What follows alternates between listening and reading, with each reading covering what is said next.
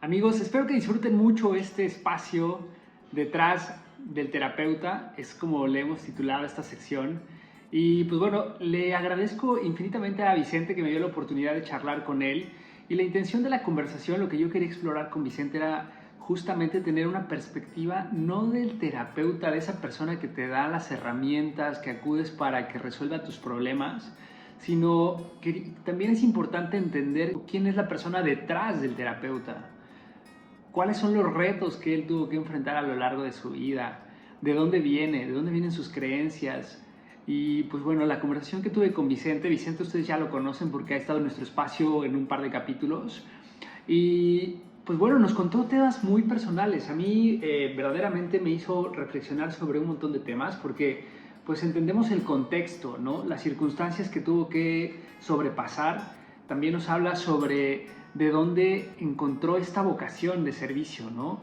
Cuáles son los retos que tuvo que enfrentar en sus relaciones amorosas, en su primer divorcio, y ahora que es padre, cuáles son los retos también que ve en la crianza, y contrastamos justamente las circunstancias en las que él creció y en donde se encuentra actualmente con su hija. La verdad es una conversación que se la recomiendo muchísimo de principio a fin.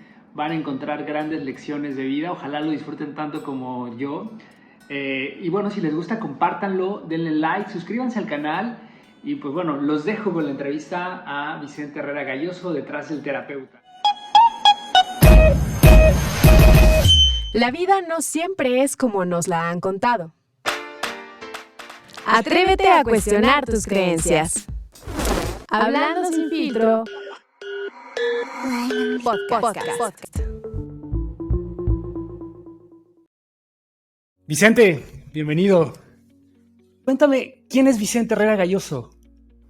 Bueno, soy un psicoterapeuta que lleva muchos años viendo casos acerca del amor, de la pareja, del romance, ayudando a las personas a superar sus rupturas amorosas y ayudando a las parejas a tratar de evitar sus divorcios y sus rupturas amorosas, porque siempre he sido pro pareja, he sido pro reconciliación y es algo a lo que he dedicado gran parte de mi vida adulta, de mi profesión. Ok, oye Vicente, y vamos a entender un poco cómo fue tu infancia. Cuéntanos un poco de ti, del Vicente niño. Vicente, ¿en dónde nació? ¿Cómo creció? ¿Cuál fue el ambiente en el que te desarrollaste? Bueno, yo soy de Veracruz, soy de una ciudad que se llama Poza Rica, Veracruz, ahí nací, aunque nunca viví ahí. Soy por adopción jalapeño de la ciudad de Jalapa, Veracruz. Ahí pasé gran parte de mi infancia, de mi juventud. Considero Jalapa, Veracruz mi verdadero hogar, ahí es donde están todas mis raíces. Y tuve una infancia bonita, en términos generales. Me tocó la infancia, aquella que cada vez es menos probable que se vea ahora con nuestros propios hijos, la infancia donde tocaban tus amigos la puerta de tu casa para preguntarte si vas a salir a jugar, para preguntarle a tu mamá si te iba a dejar salir. Y recuerdo que tuve la fortuna de tener un gran círculo de amigos, sobre todo en los primeros años de vida, y me pasaba las tardes fuera de casa. En ese entonces mis padres podían confiar en que, salvo los raspones y las caídas y ese tipo de accidentes de la bicicleta, difícilmente podría pasarte algo. Entonces crecí todavía con esa última, digamos, oportunidad de estar seguro en la calle de una manera no tan maleada, sino más inocente, descubriendo cosas por mí mismo. Recuerdo que me encantaba tomar mi bicicleta, la cual en mi vida adulta cambié por una motocicleta. ¿Viviste en un ambiente lindo, en un ambiente familiar agradable? ¿Tuviste alguna situación complicada durante tu infancia, hablando de carencias emocionales o materiales? Creo que todas las personas de alguna forma tenemos ambas cosas. Tenemos partes muy positivas y puede haber partes muy negativas en nuestro entorno, en nuestra infancia. Tuve la fortuna de tener a dos padres que me amaban mucho. Mi padre falleció, pero también tuve un poco, no corrí con tanta fortuna en un sentido, y es que mis padres eran casi unos niños cuando yo nací, eran muy jóvenes, y entonces, no, sí, de por sí, el ser padre es algo muy complicado. A mí me cuesta ser padre, yo fui padre hasta los 43 años. Imagínate, cuando tienes 21 años, pues es muy complicado educar, criar a tus hijos.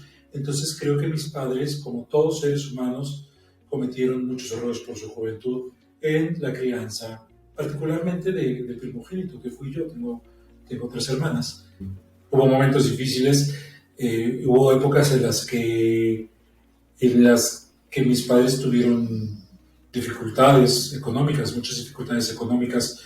Vengo de una familia media trabajadora, con el esquema tradicional de antes, padre trabajando, madre en casa, y a veces un recuerdo que tengo muy presente es cuando mi madre tuvo que pedirle a una vecina que nos prestara un poco de comida, ¿no? para poder pasar ese día, y son cosas que de alguna manera marcan tu carácter y cómo te vas desenvolviendo en la vida. Hay muchos recuerdos que tengo de mi infancia que creo que han impactado en mi manera de ver la vida y también en mi propia manera de ver la crianza y el matrimonio.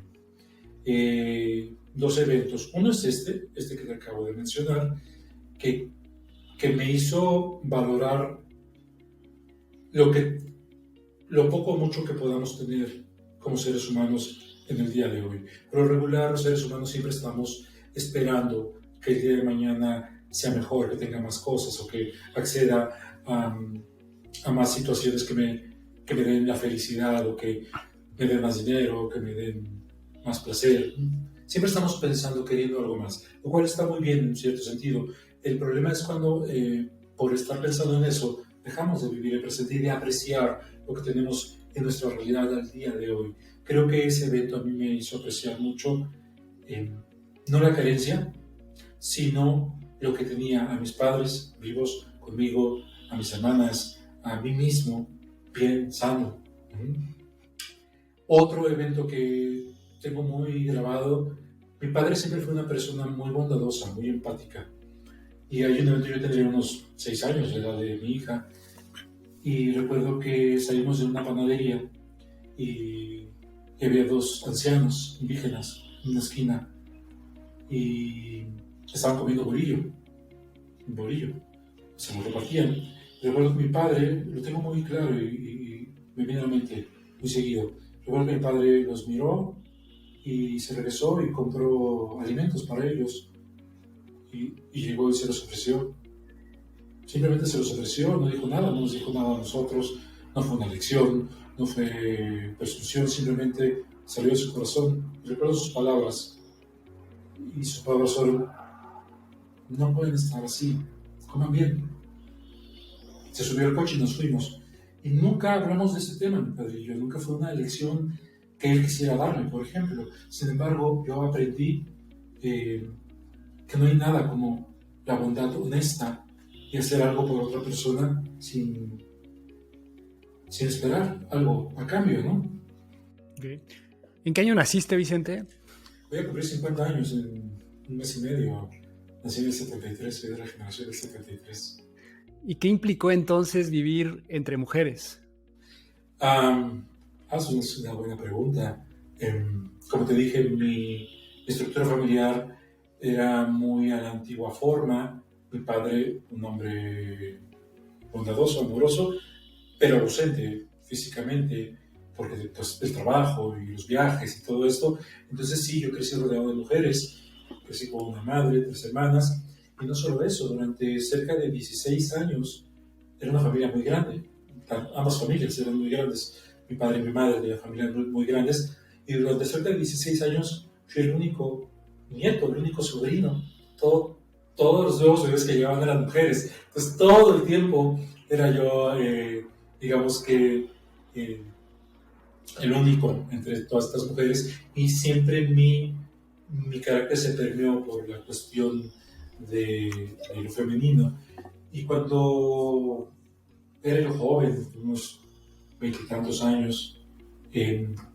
Recuerdo que una de mis mayores preocupaciones era justamente proveer al mundo de alguna forma de esta visión de la importancia que era tener la visión femenina y el lugar que las mujeres deben tener, porque yo lo viví y fue algo que me marcó. Creo que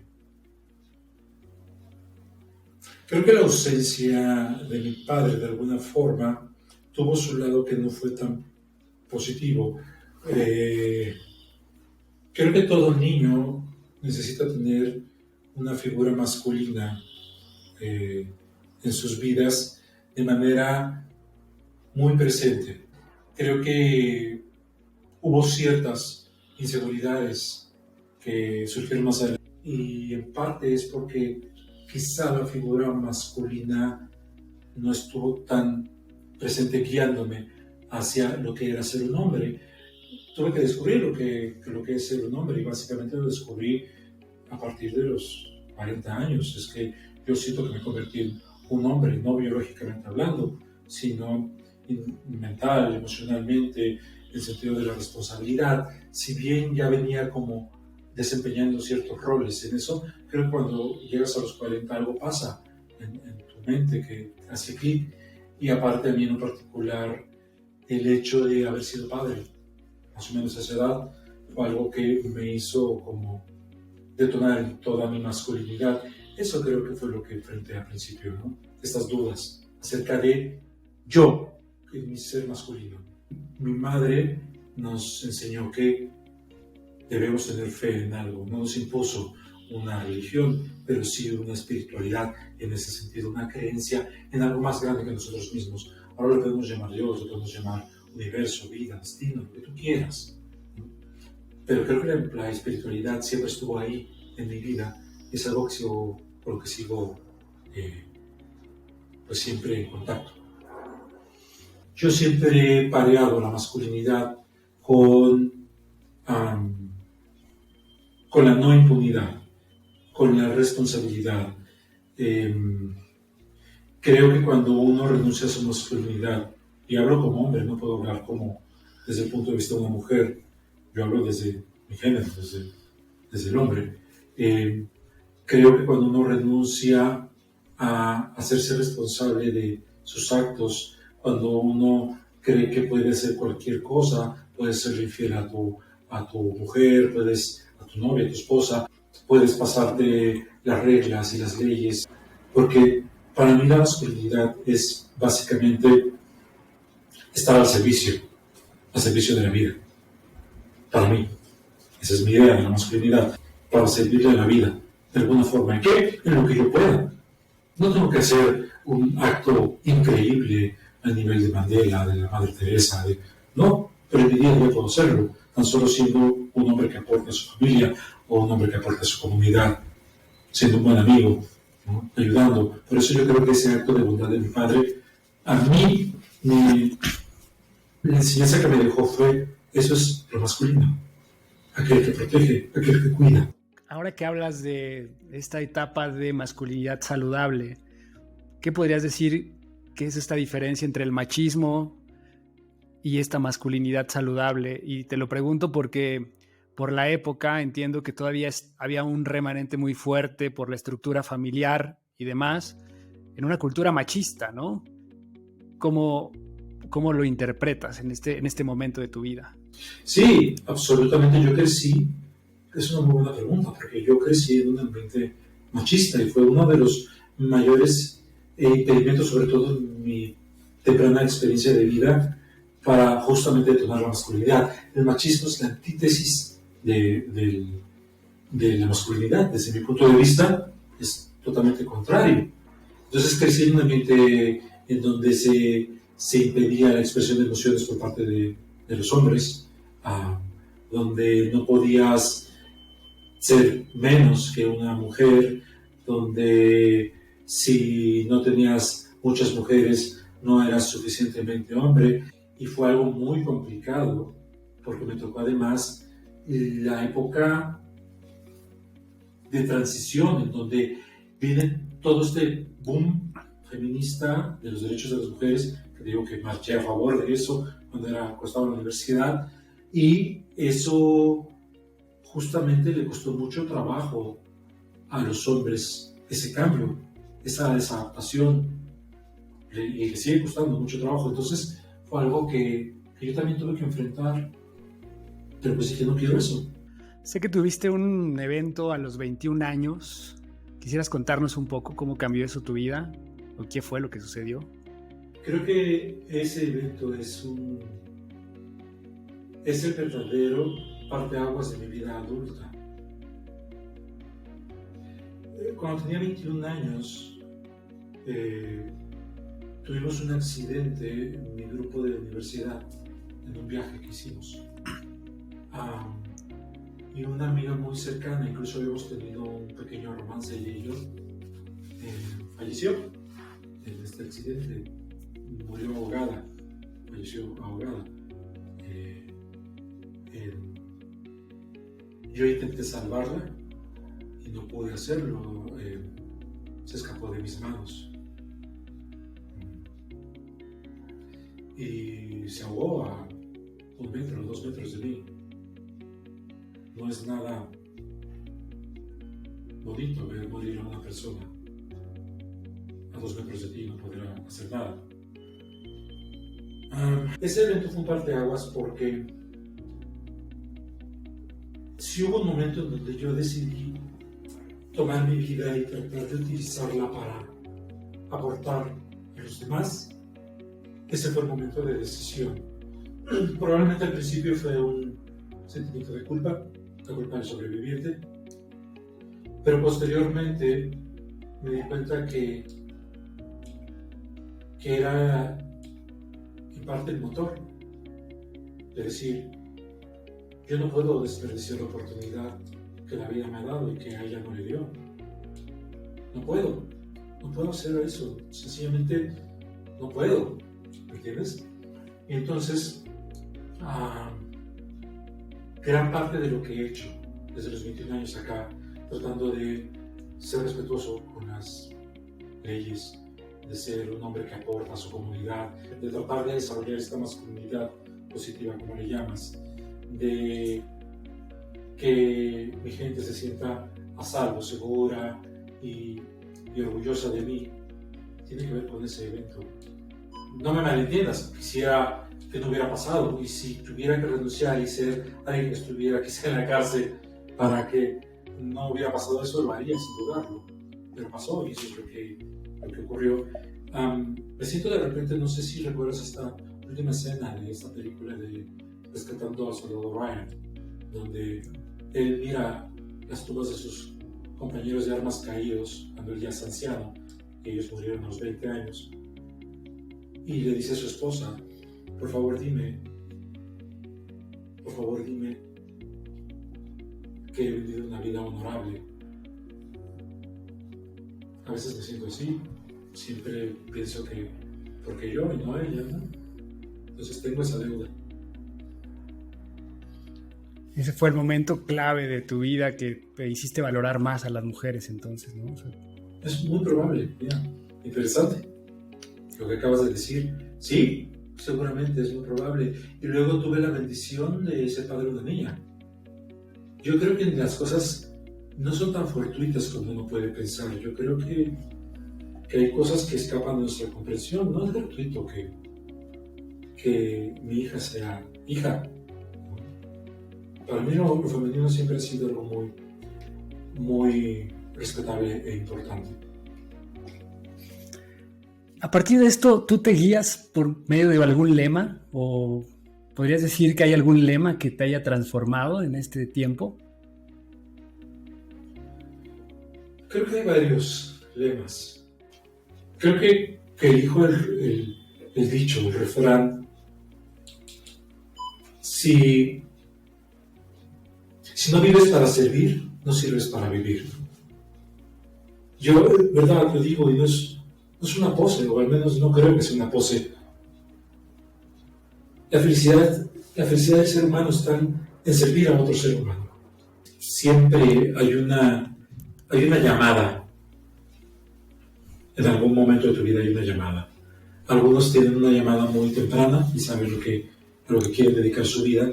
Otros quizás la tenemos más tarde, pero lo importante es escuchar esa llamada.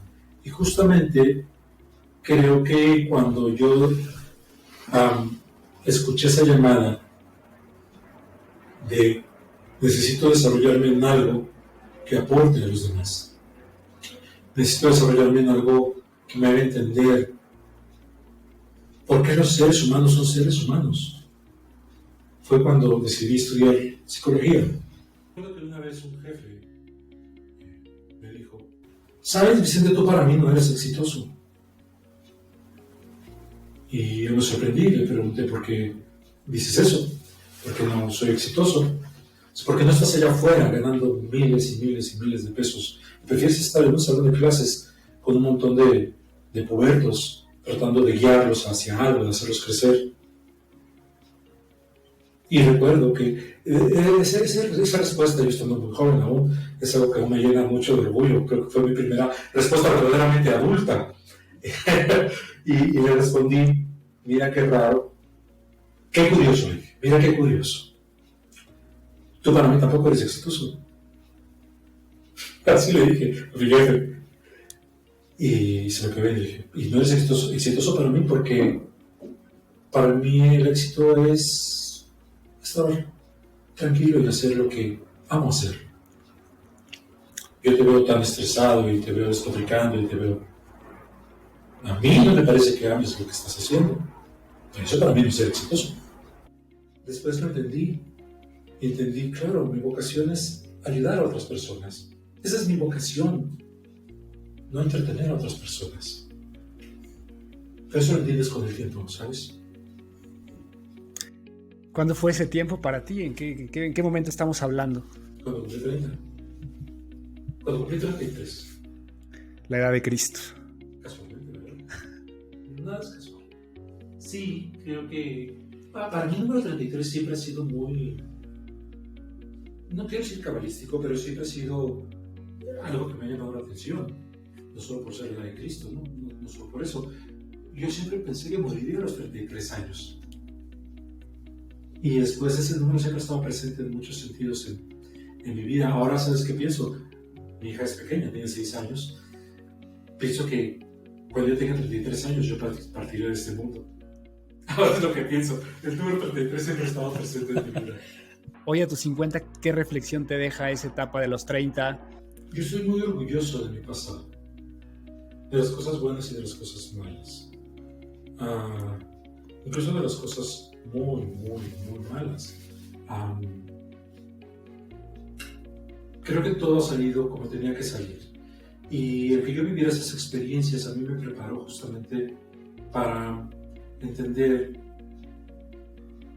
que si uno quiere aportar a sus semejantes, aportar a la vida, puede hacerlo desde cualquier escenario. Solamente tienes que estar plenamente convencido de que ese es el escenario que te hace estar en bienestar y completo. Si tú estás plenamente convencido de que entreteniendo a la gente es tu manera realmente de aportar y cuando te vayas dejar un granito de mejora en este mundo, te felicito. Me quito el sombrero frente a ti. No era lo mío era otra cosa. Pero todas esas experiencias, incluso las más amargas, como te digo, son las que han hecho ser mi vida lo que es y darme la experiencia que, aunque sea mínima, la puedo compartir a otras personas. Vicente, yo he escuchado algunos de tus videos donde hablas sobre la violencia infantil y trabajas fuerte en estos temas, ¿no? ¿Por qué es tan importante en ti? Me pregunto, ¿tuviste algún evento en donde tú incluso sufriste esa violencia? Mis padres nunca fueron violentos conmigo. A veces fueron ineptos, negligentes, como cualquier padre. No necesariamente ser padre negligente significa que eres un padre malo o un padre incapaz. Todos creemos en eso. Hay un evento, yo soy sobreviviente de abuso sexual infantil. hubo un abuso sexual hacia mí cuando era niño. Y durante mucho tiempo, mucho tiempo, evidentemente me sentía avergonzado. Cuando eres niño piensas que es tu culpa y es algo inevitable. Entonces, durante mucho tiempo no compartí con nadie esto, ni con mis padres. Hace relativamente poco, hace cerca de un año, lo abrí. Mi madre se enteró en un video que eso me pasó en mi vida. Y a pesar de que ahorita puedo hablar de eso, ya lo he trabajado mucho y estoy en paz con eso y he perdonado a esa persona, sí para mí es fundamental, por todas las historias que escucho, por todos los casos que veo, por mi propia experiencia, fundamental ser muy responsables con los niños. Hay pocas cosas que realmente a mí me pueden llegar muy profundamente en el sentido de no poder con eso o hacerme llorar. El sufrimiento de los niños es algo con lo que sencillamente no puedo. Si yo pudiera evitar el sufrimiento de cualquier niño en este mundo, lo haría. Desafortunadamente sé que eso es imposible, pero al menos puedo intentar a través de mis videos aportar un poco para que los padres pongan atención, para que, como siempre he dicho, vivimos en una época donde basta apretar un botón para que tú tengas toda la información que nuestros padres no tenían o nuestros abuelos no tenían. Así que si hemos decidido ser padres ignorantes a nivel emocional en la crianza, es una elección. A diferencia de nuestros padres, a nuestros abuelos, ellos no tenían la elección porque no tenían este nivel de información. Nosotros sí lo tenemos. No podemos ser impunes con eso. No podemos ser negligentes con eso. Viste un divorcio, ¿no? Sé para ti que también eso fue un golpe fuerte. ¿Quieres contarnos de esa primera experiencia? Yo me casé muy enamorado de mi primera esposa. Y uno nunca se debe casar muy enamorado. De hecho, es probablemente la principal causa de un divorcio durante el siguiente año o 2 años, el casarte muy enamorado. Porque como lo decía Schopenhauer, el enamoramiento es la trampa que utiliza la naturaleza para perpetuar la especie, es decir, está ciego. A mí también fue algo que me definió mucho para ya mi carrera profesional per se, como terapeuta. El ayudar a personas a superar estos trances tan amargos, como un divorcio. En mi caso, yo me divorcié de mi esposa amándola mucho. Pero pues, la pareja es un vals de 2. Cuando alguien decide no bailar más, ya no hay vals. Sencillamente no hay vals. Entonces, tuve que tomar esa decisión. Fue doloroso, pero creo que fundamental para mi desarrollo como profesionista de las relaciones de pareja. Y cerca de 4 años y medio después, conocí a la que es actualmente mi esposa y madre de mi hija. Y creo que fue la mejor decisión. Hace rato me preguntabas acerca de lemas. Creo que no hay peor consejo que alguien te puede dar, ninguno. El peor consejo que alguien te puede dar es un clavo saca otro clavo, búscate a alguien más. No sé si esto le va a gustar a mi esposa, pero lo voy a confesar. ¿Quieres saber cómo conocí a mi esposa? Ella lo niega y siempre da versiones distintas. La conocí en una aplicación de citas para internet.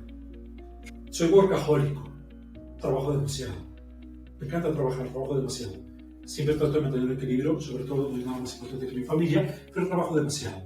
Entonces, mi esposa es una persona muy exitosa profesionalmente en su ramo y también estamos en la misma situación, muchísimo trabajo. Y resulta que no estábamos ninguno de los dos metidos en estas cosas, pero una amiga de ella y una amiga mía nos convencieron cada quien por su lado, ¿por qué no te abres una cuenta en esto, ¿no? de Tinder y todas estas cosas? Y salí con algunas chicas, ella salió con algunos caballeros y finalmente nos topamos, y esto hace 8 años, y desde entonces, desde el primer día que nos topamos, no hemos podido separarnos y tenemos una maravillosa hija y tenemos un gato y un perro. Estamos muy felices. ¿Quisieras compartirme este tema que hablabas hace un rato en tu primer matrimonio estabas muy enamorado? ¿Cómo fue esta diferencia en esta segunda etapa de tu vida? Justamente es una muy buena pregunta. Justamente creo que este fue un amor muchísimo más maduro. Al principio incluso podría decirse que fue un amor un poco más frío y más controlado, ¿sabes? Evidentemente éramos más grandes, teníamos más experiencias. Ella también venía de una relación de mucho tiempo, de un divorcio. Nosotros tenemos divorcios, separaciones importantes a cuestas. Y habíamos vivido eso. Y entonces enfrentamos muchos desafíos al principio de nuestra relación, pero creo que justamente el no decidir solamente estar juntos por esta ilusión del enamoramiento, sino también por otras cuestiones, como si realmente vamos hacia el mismo lado, si tú y yo congeniamos, incluso para ver cómo se mantiene el baño limpio, ¿no? Ese tipo de cuestiones fueron fundamentales.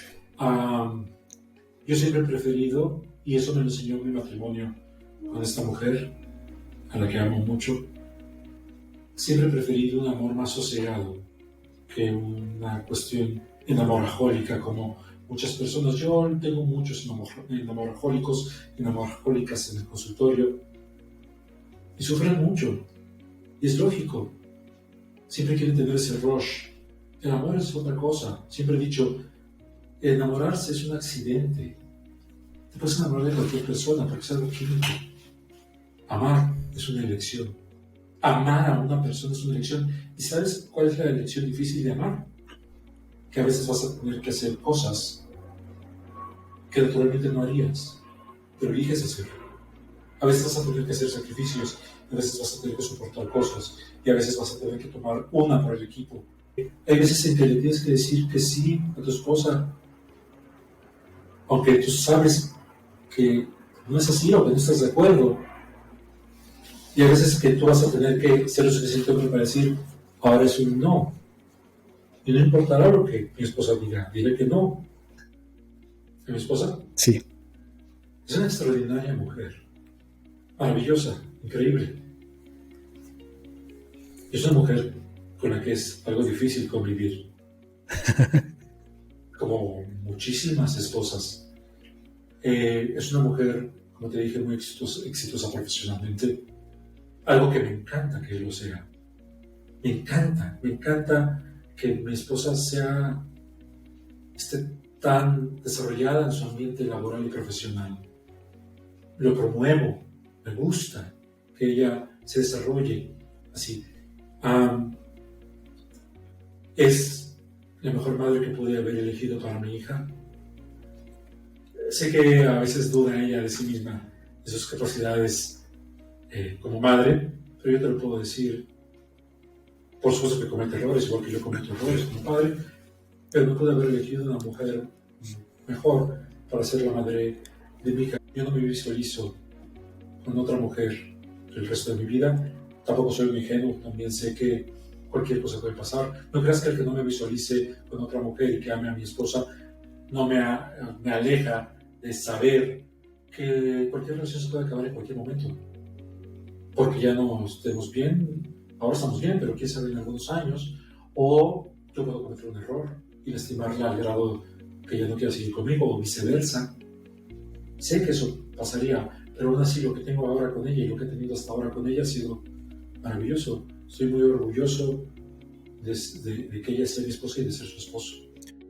Esto que comentas me recuerda mucho a una frase que te he escuchado en algún momento, que dices que el matrimonio es la empresa más difícil del mundo, ¿no?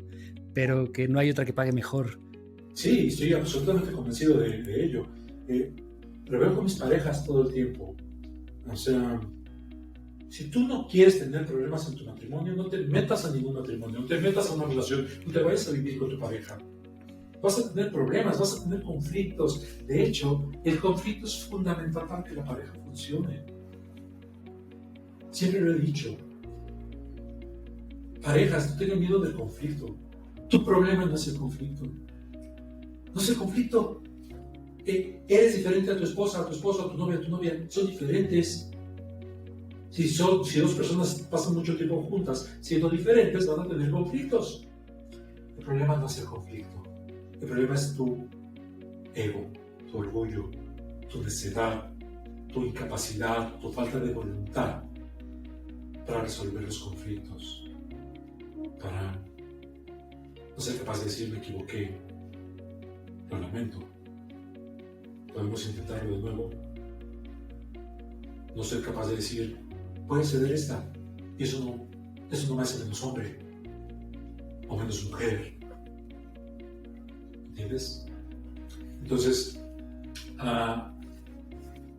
toma dos personas con egos muy grandes, dos seres adultos, revuélvelos, ponlos en la misma situación todo el tiempo, gran parte del tiempo, y ves que eso no es una empresa sumamente difícil lidiar con esos egos, con esas inseguridades, con esos miedos. Por eso el matrimonio o vivir con tu pareja es la empresa más difícil del mundo. Pero también te puedo asegurar, no solo por mi experiencia, sino por muchas parejas que me ha tocado atender, por muchas historias maravillosas, que si haces bien tu trabajo y ella o él hacen bien su trabajo, no hay ninguna que te pague mejor. ¿Cómo te ha pagado a ti? Excelente, excelente. Eso significa que no he tenido sinsabores. ¿Tú crees que no me peleo con mi esposa? ¿Tú crees que no discuto? ¿Tú crees que no nos dejamos de hablar a veces? ¿O que nos dormimos volteados el uno con el otro? Por supuesto que eso pasa. ¿Tú crees que no he pensado algunas veces en divorciarme de ella? ¿Tú crees que ella no lo ha pensado? Sería muy soberbio y muy mentiroso de mi parte decir que no. Por supuesto. Pero elijo el amor. Ella elige el amor. Y eso es lo que nos ha pagado bien en nuestra empresa. Y en esta etapa, ¿qué significa entonces también ser padre? ¿Y cómo impacta en la pareja? Para mí ser padre es la cosa más, el estado más maravilloso del mundo. No hay nada en el mundo para mí, en mi vida, que sea comparable a tener un hijo. Respeto absolutamente a las nuevas generaciones que no quieren tener hijos. Lo respeto. Para mí, sencillamente es lo mejor. Yo pensé que ya no iba a ser papá. Siempre quise ser papá. Yo pensé que ya no iba a tener la oportunidad de ser papá. Antes estaba muy ocupado construyendo mi carrera y después estaba muy ocupado trabajando. La llegada de mi hija me cambió. Si te puedo decir sin ningún atisbo de soberbia, que la llegada de mi hija me hizo ser un mejor hombre, no te estoy mintiendo. Sí, siento que soy un mejor hombre y un hombre bendecido de ser papá de una niña. Todos los días mi hija me enseña algo maravilloso. Todos los días me levanto pensando en tratar de ser lo mejor que puede en mi vida para que algún día mi hija pronuncie las palabras: estoy orgullosa de ti. Ser padre o ser madre requiere un compromiso brutal. De hecho, yo lo he dicho en algunos videos, una de las principales causas de divorcio de las personas, de que la pareja se desintegre, es la llegada de los hijos. Los hijos son uno de los principales peligros para el matrimonio, para la pareja. Es duro, pero es así. ¿Por qué? Porque todo se triplica. Ya no son 2, son 3, 4 y 5, ¿entiendes? Y entonces se triplican las responsabilidades y los gastos y se acota el tiempo y se acota las horas de sueño y se acotan muchas cosas. Todo eso es lo retador, incluso lo malo. Mucha gente fracasa porque solo se aboca en eso. Cuando tú captas la mirada de admiración de tu hija por algo que dijiste o hiciste, cuando tu hija caminando a tu lado en la calle ve acercarse a un perro grande y se pone detrás de ti y te dice: protégeme, papá. Todas esas cosas hacen que valga la pena. Pero la paternidad y la maternidad no están hechas para todos. Hay que desprenderse de muchas cosas. Asimismo del matrimonio, lo que te digo. Sobre todo hay que aprender a tomar una por el equipo de vez en cuando, o varias por el equipo de vez en cuando. Todos somos, de alguna manera todos somos egoístas antes de ser padres. Cuando somos padres, muchos hombres y muchas mujeres, la mayoría de padres y madres que he conocido, dejan el egoísmo detrás. Algunos no, algunas no. Eso es un hecho también. Pero creo que si me salvó la vida fue por dos razones. Me hizo un mejor hombre haciéndome que esos atisbos de egoísmo se anularan, ¿sabes? Y también me hizo darme cuenta de todas las heridas de mi propio niño interior que yo tenía que reparar. ¿Cuál es esa herida del niño que traes arrastrando y ese egoísmo que en algún momento experimentabas? Creo que de alguna forma, justamente también por la manera que me tocó vivir de cómo se llevaban las familias cuando yo era niño, hace 40 años, más. Una herida muy recurrente en esa época fue la herida el rechazo, de la desvalorización de tus opiniones, porque lo digo yo que soy tu padre, ¿no? Y no me malentiendas, ojo, porque yo soy de esas personas que está absolutamente en contra. Yo no creo que padres, madres, hijos e hijas puedan ser amigos.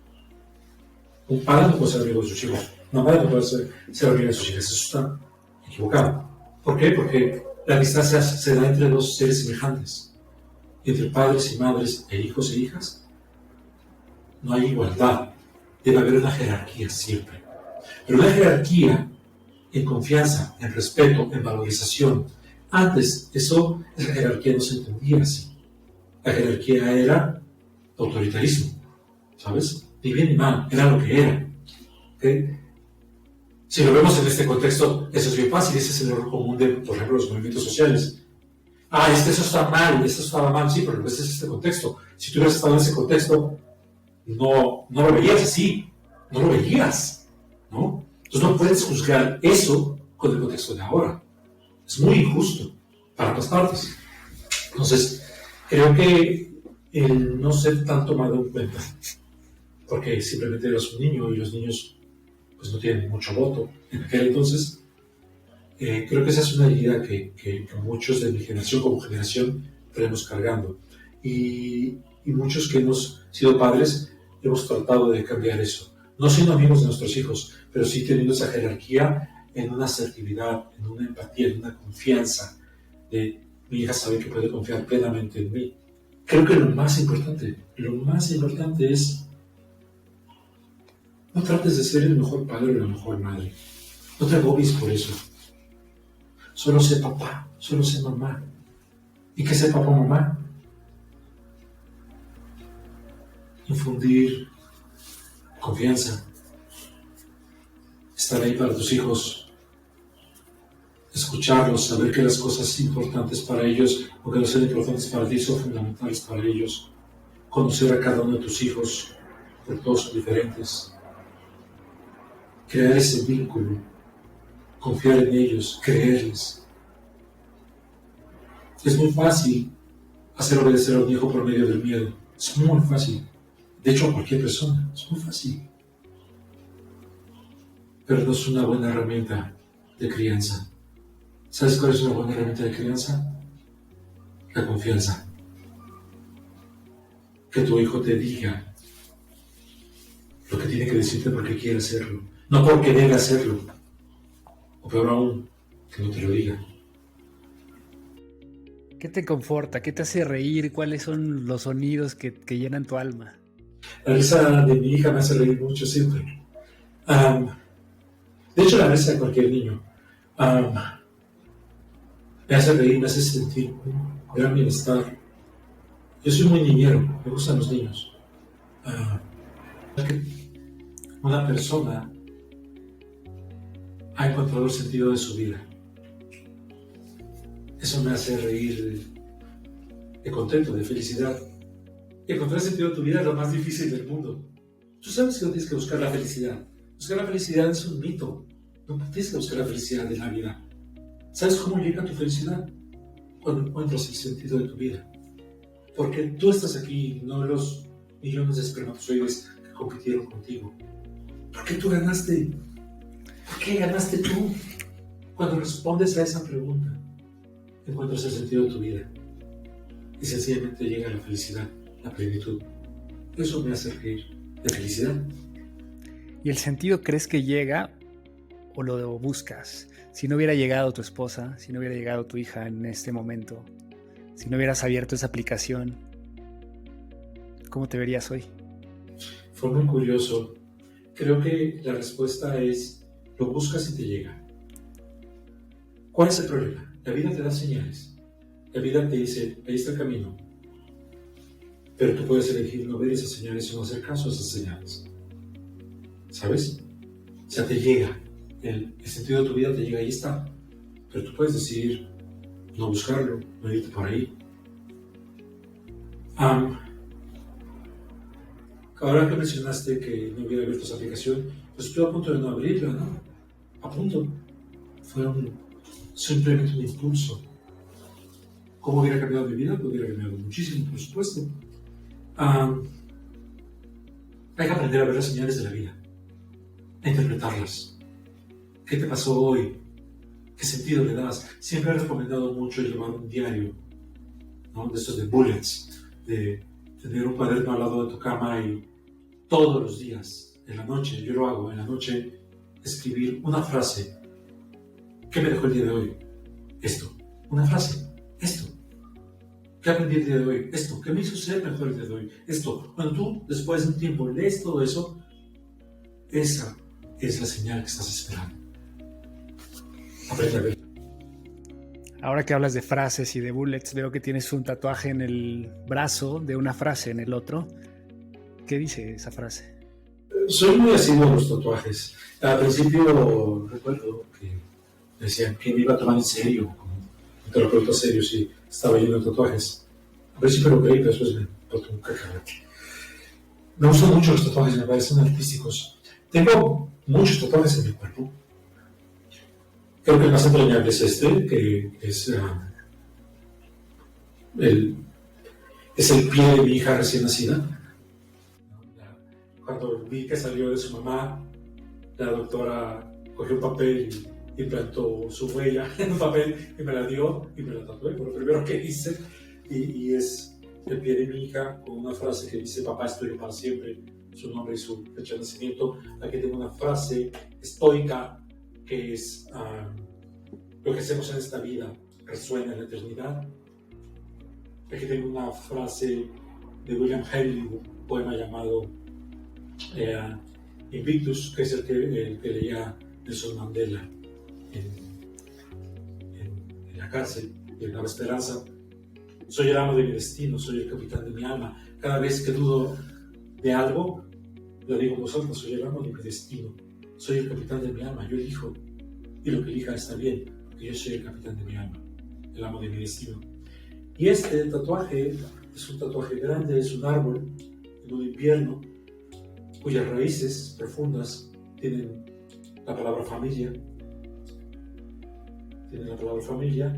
Y hay cinco palabras que son bases en nuestra familia, en la mía, en mi esposa y mi hija, y son fe, gratitud, perdón, compasión y amor. Este soy yo, mis raíces son mi familia y mis preceptos que me mantienen floreciendo aún en el más crudo de los inviernos son estos. Cuando me tatúo algo, trato de tatuarme algo que me recuerde justamente cuál es mi misión o mi sentido. Vamos a cerrar con una serie de preguntas generales, ¿te parece? ¿Estás dispuesto? Okay. Preguntas un poco cortas, filosóficas quizá, que dejen ahí como alguna reflexión. ¿Cuál es la herencia que le dejarías a tu hija? No le dejaría dinero. Creo que lo que le dejaría, si tuviera que elegir, sería amor al trabajo. y honestidad a toda prueba. ¿Cuál ha sido el peor consejo que te han dado?